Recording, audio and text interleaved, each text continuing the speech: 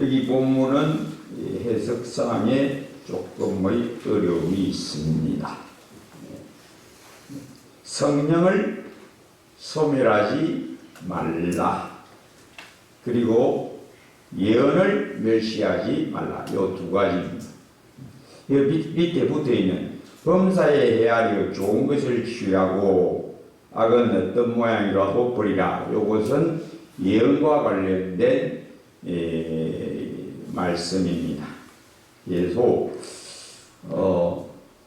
우선 예언에 대해서 이 예언이라고 하면 사람들은 미래의 일을 말하는 그런 것으로 생각하기가 쉬운데, 옛날 구약 선지자도 구약 선지자의 전달하는 말씀의 요점은 회개하라입니다. 회개하라. 그래서 회개하지 아니하면 하나님이 너희를 바벨론으로 끌려가게 하실 거야. 첫째는 모세의 율법에 하나님이 명하신 대로 그대로 지키라. 요게 선지자들의 선언의 골자입니다. 회개하고 순종해라. 요게 선지자의 예언의 골자입니다. 그러니까 예언의 주 내용은 회개를 촉구하는 것. 회개를 촉구해서 하나님의 말씀대로 살아라. 요게 예언의 선지자의 말씀의 주 내용입니다. 그리고 덧붙여서 회개하지 아니하면 이런 일이 벌어진다. 어떤 일이 벌어진다? 너희가 바벨론으로, 아수르로 잡혀가서 모세의 말씀, 모세로 말미암아 말씀하신 대로 너희가 여러 나라에 끌려가서 종로로 갈 거다. 그대로 된다. 그게 선지자들의 말씀, 선지자로서 하나님이 하신 말씀. 마찬가지로 신약 교회에도 사도들도 있고 선지자들도 있었습니다. 근데 이건 조금 잘 많이 안 들었던 내용이죠. 왜 그런가 하면 초대교회는 아직 성경이 완성되지 않았습니다. 주로 누가 말씀을 가르쳤느냐 하면 사도들이 가르쳤습니다. 근데 사도들의 이 사역만으로는 다 안 됩니다. 감당이 안 돼요. 왜? 교회가 워낙 교인들도 많고 교회도 많이 생기니까. 사도 11명 갖고 됩니까? 안 되지요. 나중에 그래서 하나님이 사도로 또 바울을 일으키시고, 그 외에도 이런 사도들 말고도 하나님의 말씀을 가르쳐야 될 이 사도는 아니지만 하나님의 말씀을 교회에 가르칠 직분자들을 세웠는데 그게 바로 선지자와 교사입니다. 그래서 신약 성경에 보면 그게 나옵니다. 그래서 교회의 직분자들, 예를 들면 고린도전서 12장 28절, 하나님이 교회 중 몇을 세우셨으니 첫째는 사도요, 둘째는 선지자요, 셋째는 교사요. 자, 여기 나오는 직분자는 중요성을 먼저 앞세워서 제일 중요한 직책이 뭐냐? 사도다. 그 다음이 선지자고, 그 다음은 교사고, 그 다음은 능력을 행하는 자요, 그 다음은 병 고치는 은사와 서로 돕는 것과 다스리는 것과 각종 방언을 말하는 것이다. 그래서 어떤 은사가 가장 비중이 크고 중요하냐? 첫째 사도, 둘째 선지자, 셋째 교사. 그 다음에 능력 행하고 병 고치는 건 그 다음입니다.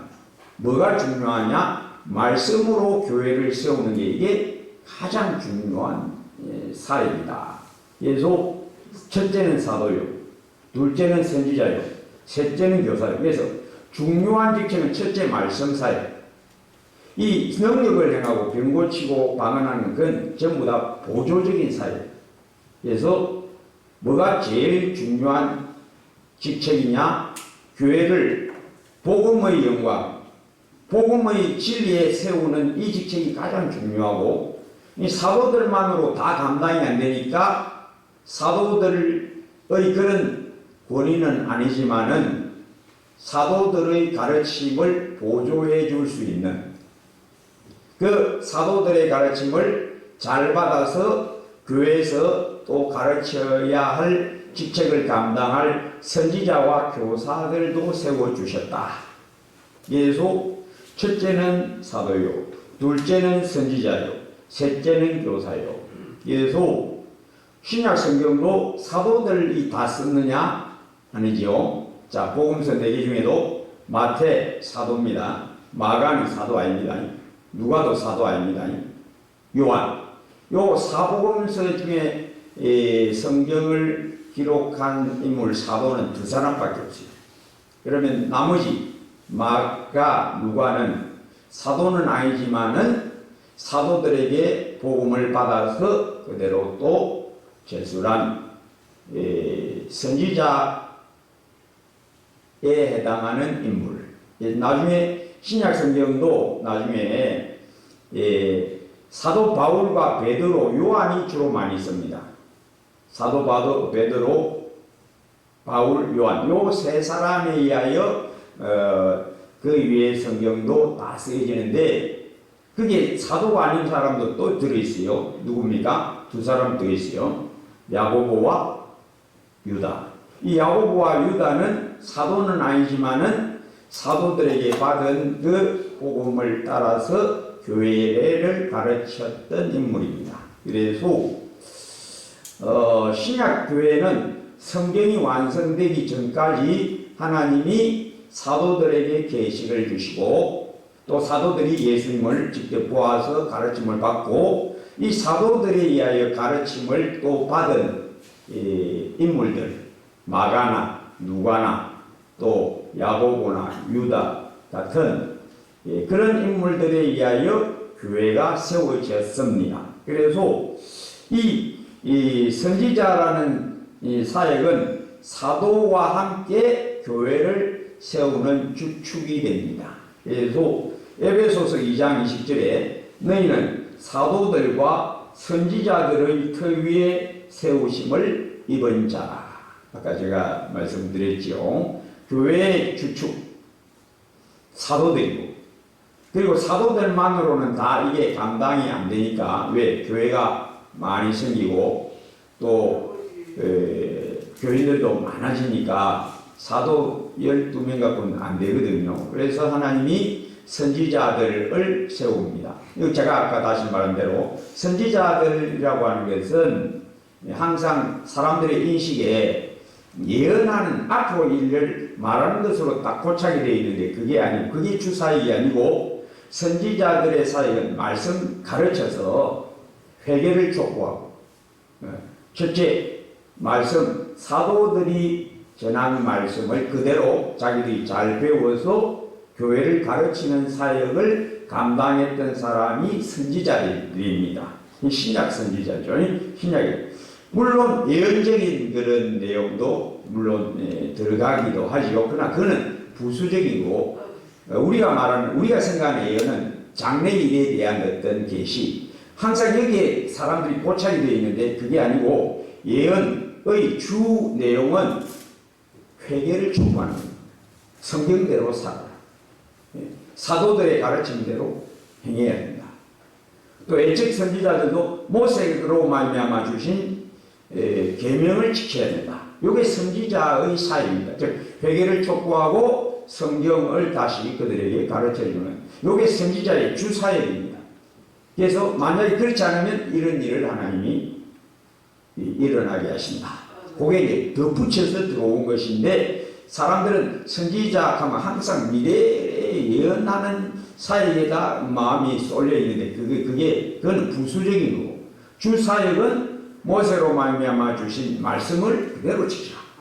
또 회개를 촉구하는 것 그리고 그 말씀을 다시 풀어주는 것 그게 선지자의 사역입니다. 만약에 그렇게 안 하면 이런 일이 벌어진다. 이제 이게 선지자의 장래일에 대한 또 계시의 사역이죠. 이 신약 성경도 신약에도 사도들만으로는 교회가 그 소수의 사람으로는 교회가 다 이끌어가지 않으니까 사도들에게 말씀을 들은 또 가르침을 받았던 또 하나님에게 의하여 또 신령한 은사가 있는 이 선지자들에 의하여 교회가 세워지게 됩니다. 많이 안 들었던 내용이니까 좀 생소하죠. 성경에는 이게 자주 나옵니다. 에베소서 3장 5절에도 이제 그의 거룩한 사도들과 선지자들에게 성령으로 나타내신 것 같이 다른 세대, 즉 이전 세대에는 사람의 아들들에게 알리지 아니하였으나, 그래서 신약 교회가 사도들과 선지자들에 의하여 이렇게 세워지고 이끌려져 갔다, 라는 것을 성경이 우리에게 가르쳐 줍니다. 또 사도행전 13장 1절에도 안디옥 교회에 선지자들과 교사들이 있으니, 즉 사도들 말고 사도들에게 가르침을 받았든지 또 구약 성경을 읽다가 깨달았든지 하나님이 계시를 주셔서 교회를 가르칠 수 있는 그런 은사와 역량을 가진 인물들, 그게 바로 선지자들과 교사입니다. 그래서 안디옥 교회에 선지자들과 교사들이 있으니 곧 바나바와 니게르라 하는 시므온과 구레네 사람 루기오와 분봉한 헤롯의 젖동생 마나엘과 및 사울이라, 선지자들과 교사들, 계속 교회를 가르치고 지도했던 인물들을 말합니다. 사도행전 15장 32절에도 유다와 실라도 선지자, 여러 말로 형제들을 권면하고 굳게 하고, 그래서 이 사도 외에 사도들과 함께 보조를 맞추어서 사도들에게 가르침을 받은 대로 예수님을 그들이 보고 증거해 준 대로 그것을 듣고 교회를 또 가르쳤던 인물들이 선지자들과 교사들입니다.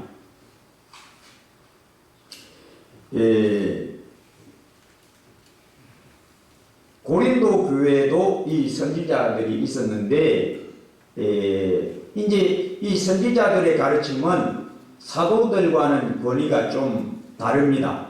권위가 다릅니다. 왜냐하니까 사도들에게 가르침을 받고 또 구약 성경을 읽고 자기가 깨달은 대로 교회를 가르치니까 이 선지자들과 교사들의 가르침에는 약간의 허점들이 있을 수가 있고요. 권위가 사도들하고는 좀 떨어집니다. 그러면 어떤 일이 벌어지느냐?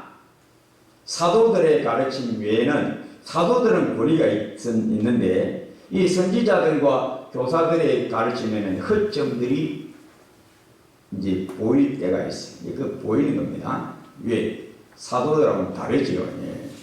그러니까 교회가 이 선지자들, 교사들의 가르침에 대해서 좀 무시하는 그런 경향들이 나오는 것을 이 사도 바울이 알고 그들의 가르침을 멸시하지 말라, 이렇게 경고한 겁니다.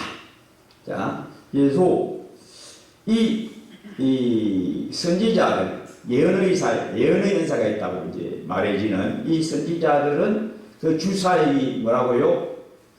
가르치는 겁니다. 사도들의 가르침을 받아서 그대로 가르치는 겁니다. 구약성경 또 읽은 대로 또 깨달아서 가르치는 게 이 선지자들의 사역입니다. 이 고린도전서에 보면 그게 잘 나와 있어요. 고린도전서 12장 29절에 다 사도겠느냐, 다 선지자이겠느냐, 다 교사겠느냐, 다 능력을 행하는 자이겠느냐. 하나님이 교회에 선지자, 사도, 선지자, 교사, 요 세 가지 직책은 가르치는 직책, 이게 가장 중요하고, 교회에서 가장 중요한 것은 말씀으로 교회를 세우는 게 이게 가장 중요하고 근본적인 사역이고, 나머지 사역들, 방언, 또 병 고치는 것, 능력이 하는 것, 이건 부수적인 보조적 사역이다.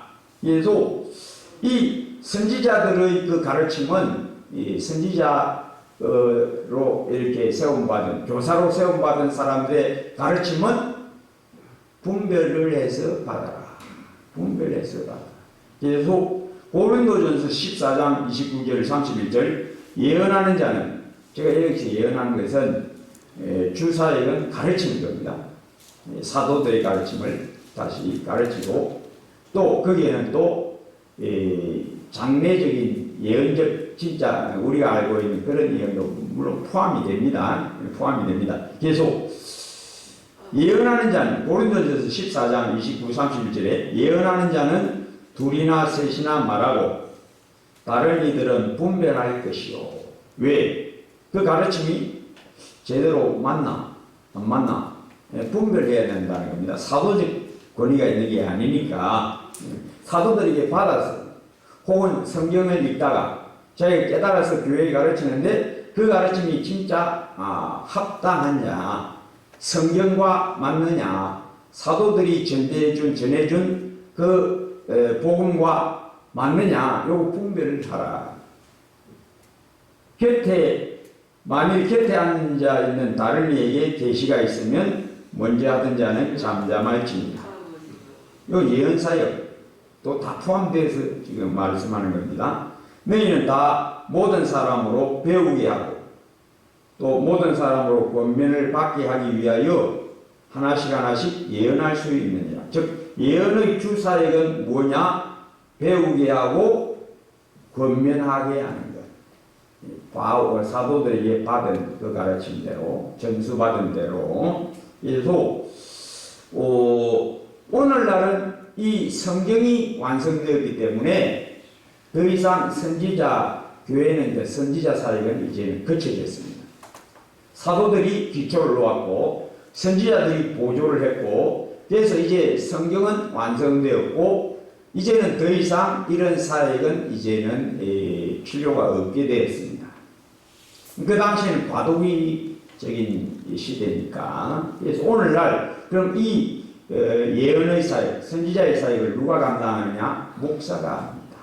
그래서 목사의 설교도 어떻게 하라? 무시하지도 말고 함부로 다 받아들이지도 마라.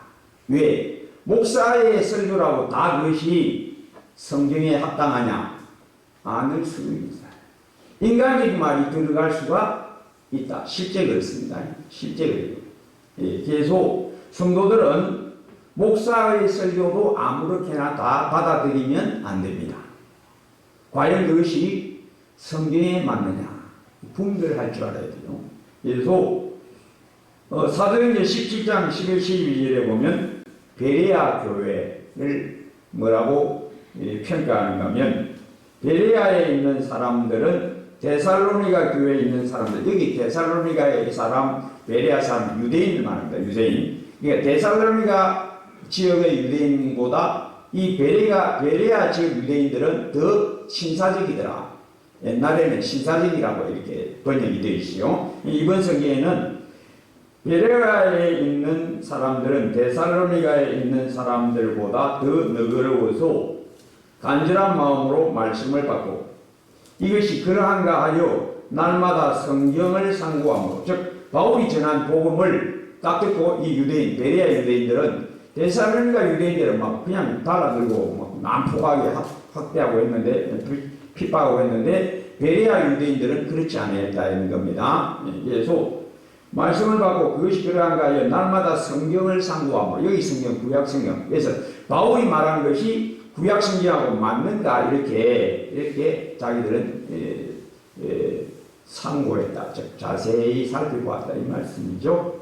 그래서 오늘날 교회는 사도들은 이제 없습니다. 사도는 한 번만 있었고 또 사도들을 보조해서 성경을 가르쳤던 선지자들은 이제는 없습니다. 그 사역을 이제 성경이 완성되었으니까 이 사역을 누가 감당하느냐? 목사가 이제 이 사역을 감당하도록 하나님이 세우셨습니다.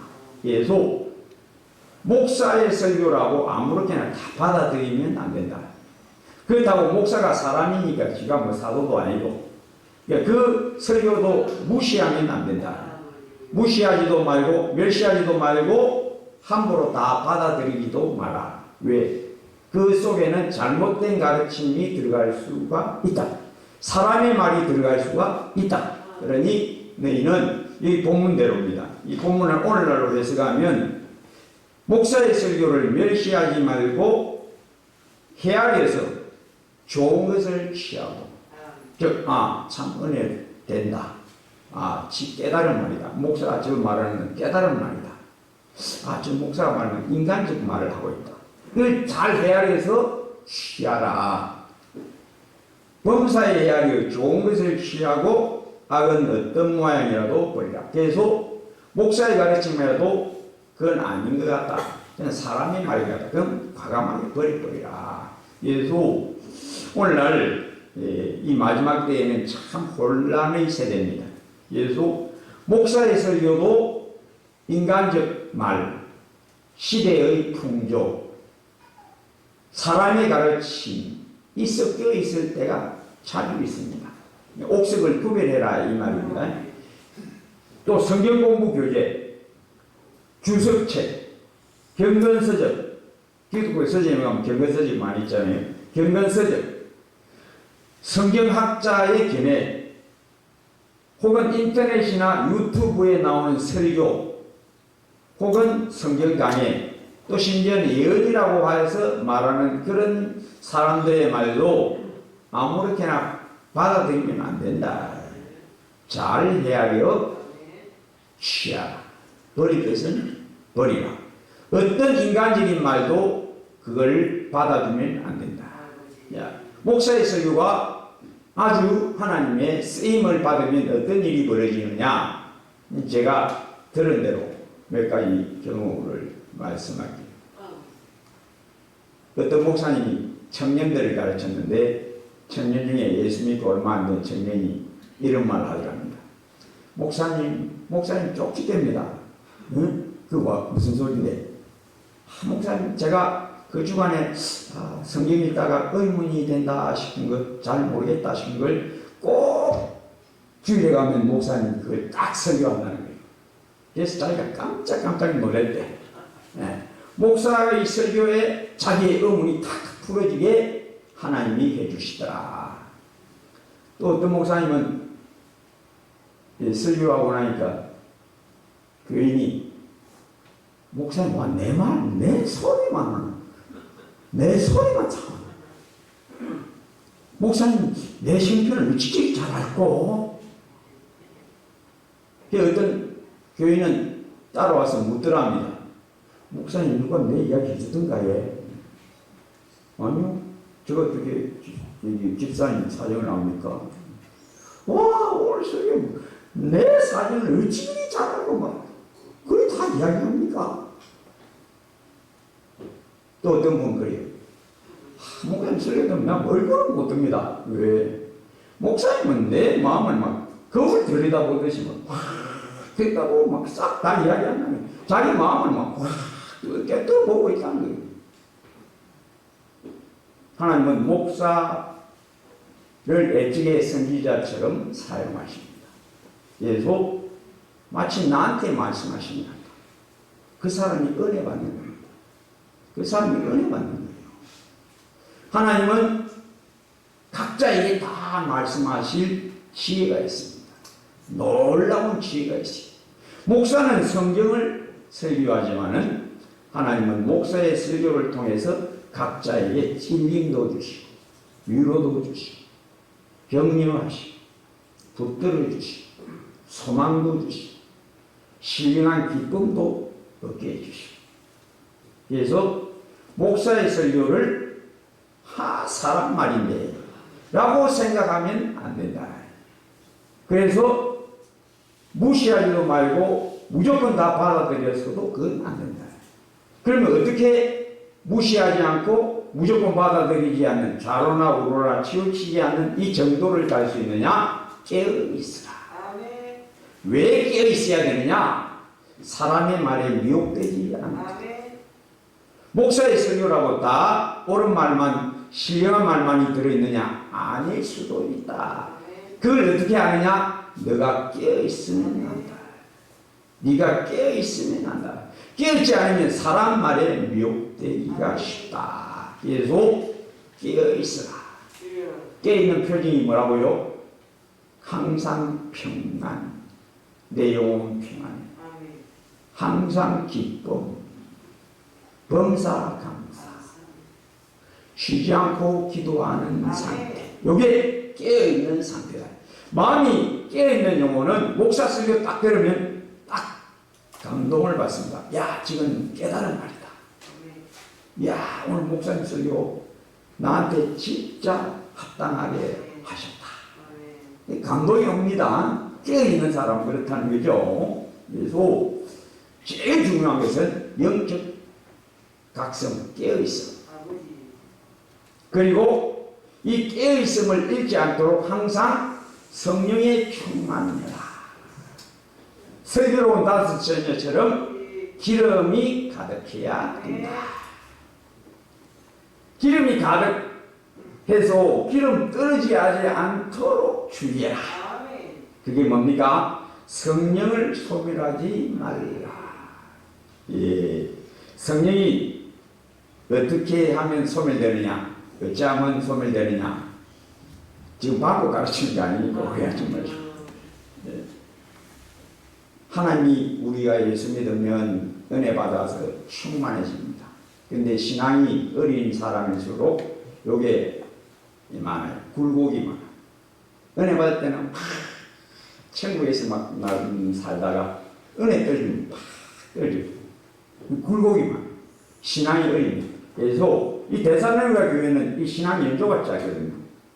바울이 늘 불안불안해. 물가에 내놓은 불안불안해. 예, 왜? 지금이야 막 믿음이 참 뜨겁고 사랑이 많고 그렇지만은 신앙 연조가 짧으니까 자칫 잘못하면 거기서 떨어지기가 쉽다. 그래서 성령을 소멸하지 말라.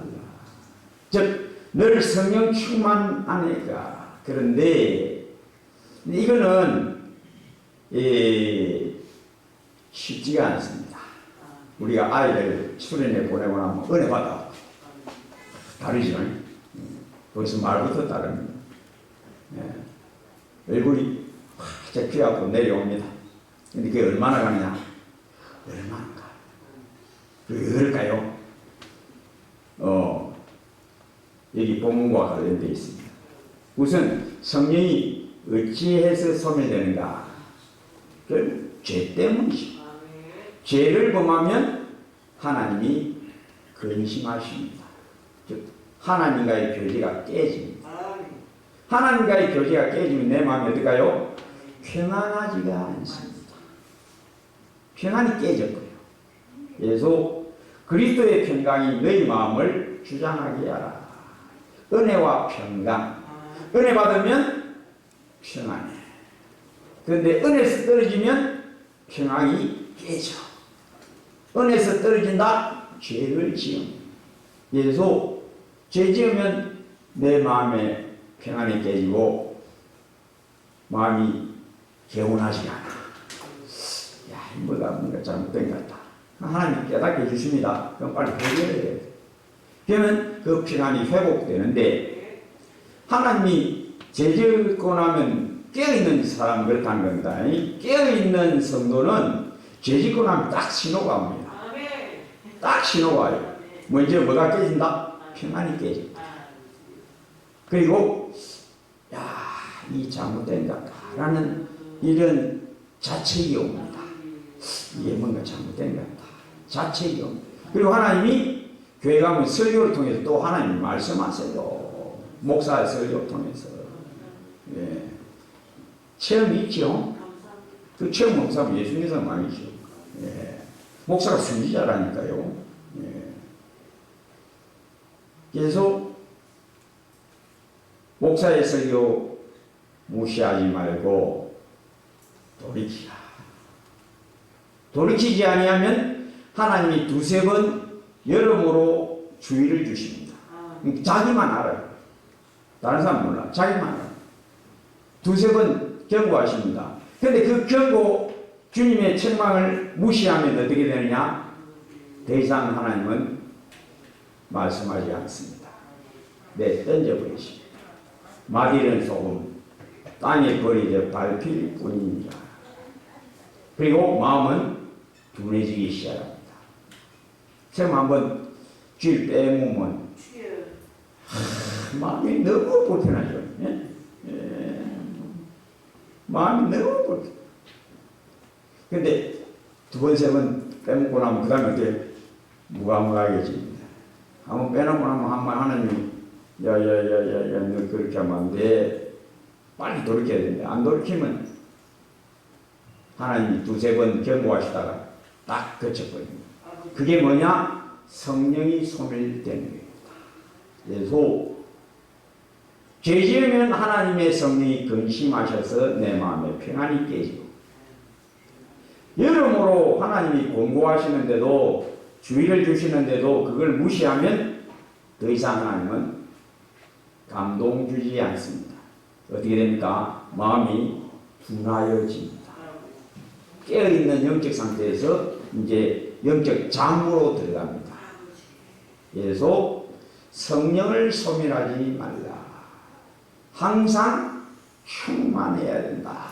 근데 신앙이 어리면 제가 아까 말씀드린 대로 우리 중고등부 아이들 은혜 받고 수련회 가서 은혜 받고 이렇게 영적으로 아주 고조되었다가 또 뚝뚝 떨어집니다. 신앙이 어린 사람은 이게 아주 잦아요. 올라갔다 내려갔다 올라갔다 내려갔다. 이게 아주 잦습니다. 근데 이게 변동이 별로 없는, 굴곡이 별로 없는 신앙으로 들어가는 게 이게 중요합니다. 그래서 신앙이 자라면 이 변동, 굴곡, 이 올라갔다 내려갔다 이 굴곡이 좀 작아집니다. 작아집니다. 이 신앙이 아주 이 자란 상태에 가면 이 변동이 거의 없습니다. 거의 없습니다. 항상 평안해. 내 영혼 평안해. 그리스도의 평강이 너희 마음을 주장하게 하라. 늘 쉬지 않고 기도하니까 하나님의 평강이 너희 마음과 생각을 지키시리라. 요 상태. 또 늘 조그만 일에도 잘 순종하니까 어떤 일이 벌어지느냐? 빌립보서 4장 9절 너희는 내게 배우고 받고 보고 듣고 본 말을 행하라. 그리하면 즉 순종 잘하면 평강의 하나님이 너희와 함께 계시리라. 늘 평안해. 내 영혼 평안해. 내 영혼 평안해.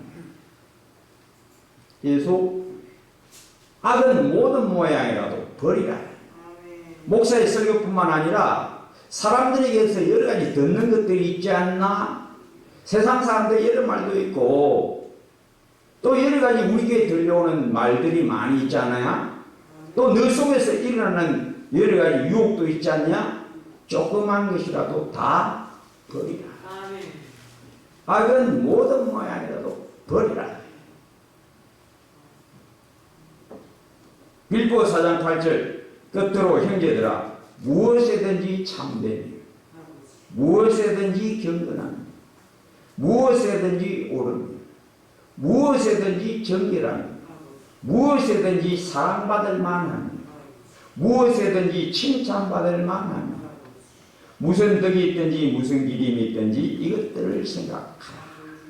그리하면 너 영혼은 평안 늘 깨어있어 굳세고 흔들리지 않는 신앙으로 들어가게 된다. 여러분 성령의 불이 활활 타야 됩니다. 이게 예수님이 이 땅에 오신 목적입니다. 누가복음 12장 49절에 내가 불을 땅에 던지러 왔다. 어떤 불? 성령 불. 하늘 불 던지러 내 백성에게 불을 주러 왔다. 세례요한도 나는 물로 너에게 세례를 베풀어 회개하게 하려고 했는데 내 뒤에 오시는 이는 나보다 능력이 많으시니 그는 불과 성령으로 너에게 세례를 줄 것이다. 불성령. 불이 활활 타야 된다. 열심을 품고 주를 섬기라. 불이 활활 타야 된다. 소망의 불이 활활 타서 쉬지 않고 기도해야 되고 뜨겁게 서로 사랑하는 사랑의 불이 활활 타야 된다. 성령의 충만함을 받으라. 그런데 은혜 받았다고 한번 불 받았다고 다 되는 게 아닙니다. 불이 활활 잘 타려면 그 뭐가 자꾸 들어가야 됩니까? 나무가 자꾸 들어가야 돼요. 나무가 뭡니까? 말씀. 이 본문대로 예언을 멸시하지 말라. 하나님의 말씀이 계속 너 안에 들어가야 너는 굳세고 흔들리지 않고 성령 부음 받은 그 충만함에서 흔들리지 않는다. 여러분, 이 올라갔다 내려갔다 심한 신앙은 어린 겁니다. 아직 어려서요. 종이배, 제가 비유를 여러 번 했죠. 종이배는 물만 살짝 튕기 들어가도 그냥 콕 깔아간다거든요. 통통배는 탕탕탕탕탕탕 잘 다니는 것 같은데 먼 바다는 못 가. 그건 이제 신앙이 좀 자랑입니다. 큰 바다, 풍랑, 경랑 이런 큰 바다는 누가 들어가느냐? 원양배, 원양성이 들어갑니다. 큰 배. 예. 제가 이거 여러 가지로 비유를 했습니다. 시냇물은 비가 오면 확확확 넘칩니다. 빛도 꺼지면 곧 마릅니다. 바닥이 다 들어갑니다. 자기 본바닥이 다 나옵니다. 은혜 받았다가 막 그냥 휙 올랐다가 휙. 강물은 그런 대로 비 오면 넘실대다가도 약간 가물어도 유지해요. 조금 더 가물면 어떠냐? 바닥이 또 나옵니다. 조금 나은 신앙. 진짜 견고하고 굳센 신앙, 제대로 된 신앙은 어떠냐? 바닷물같이 홍수가 나든 오랜 장마라도 바닷물 표면 수면은 여전한 가물어도 몇 달 가물어도 바닷물은 여전한 그런 신앙이 되어야 합니다. 어떻게? 성령 충만하고 말씀을 많이 깨달아서 그 심령에 말씀이 많이 들어가 있어야, 즉 예언을 무시하지 말라.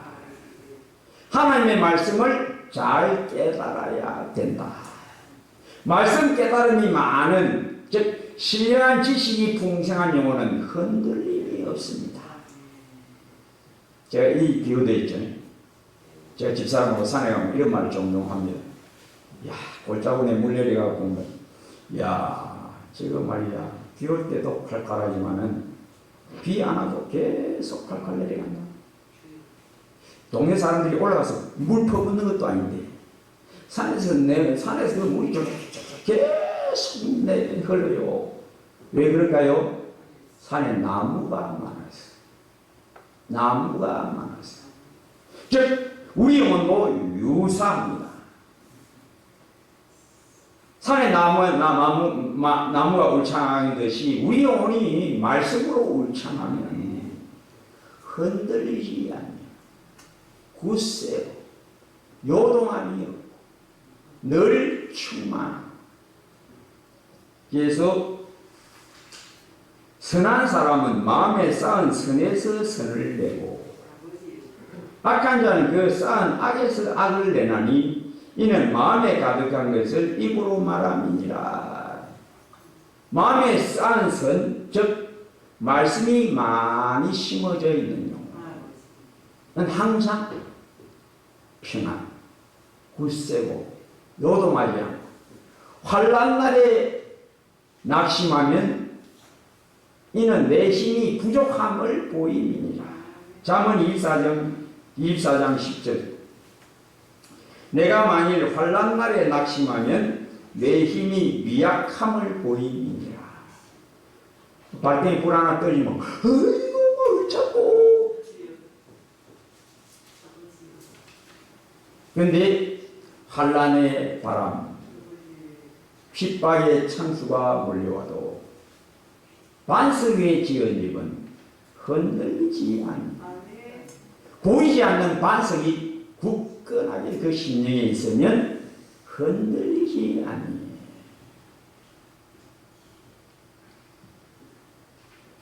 지혜 있는 자는 강하고, 잠언에 보면 지혜 있는 자는 강하고 지식 있는 자는 힘을 더하나니. 신령한 지혜, 모든 성경은 하나님의 감동으로 된 것으로 교훈과 책망과 바르게 함과 의로 교육하기에 유익하니 이는 하나님의 사람으로 온전하게 하며 모든 선한 일을 하기에 온전하게 하느니라. 네가 어려서부터 이 성경을 알았니? 이 성경은 너희 너로 하여금 구원에 이르는 지혜가 있게 하느니라. 지혜가 풍성, 총명함, 마음이 밝음, 또 신령한 지식이 그 심령에 많이 꽂혀있는 용어는 견고한, 뿌리 깊은 나무는 바람에 안 밀새, 꽃 좋고 여름 하나니, 즉 과일, 여름은 과일을 말합니다. 과실이 많다.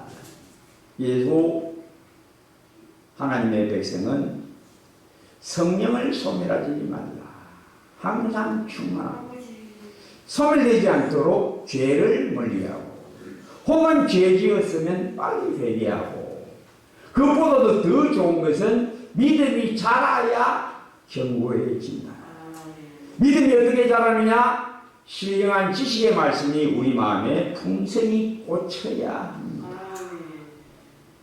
말씀을 사랑하면 굳세게 됩니다. 지혜가 더 자랍니다. 신령한 지식이 풍성해야 굳센 영혼 됩니다. 베드로후서 3장 18절 오직 하나님의 은혜와 그를 아는 지식에서 자라라. 은혜 충만할 뿐만 아니라 지식도 풍성해지는 굳센 영혼 되시기를 주의 이름으로 축복합니다. 아버지 하나님 감사합니다. 우리의 부족 연약을 늘 말씀으로 말씀 깨달음 말씀 절구함으로 세워주심을 감사하고 또 오직 주의 백성들이 성경을 통해서 또 오늘날 목사들의 신실한 또 성결한 깨달음의 설교를 통해서 하나님의 교회를 세워주심을 감사합니다. 성령을 소멸하지 말며 예언을 멸시하지 말고 범사에 하려 좋은 것을 취하고 악은 어떤 모양이라도 버리라. 이 말씀에 굳게 세워지게 하옵소서. 예수님 이름으로 기도합니다. 아멘.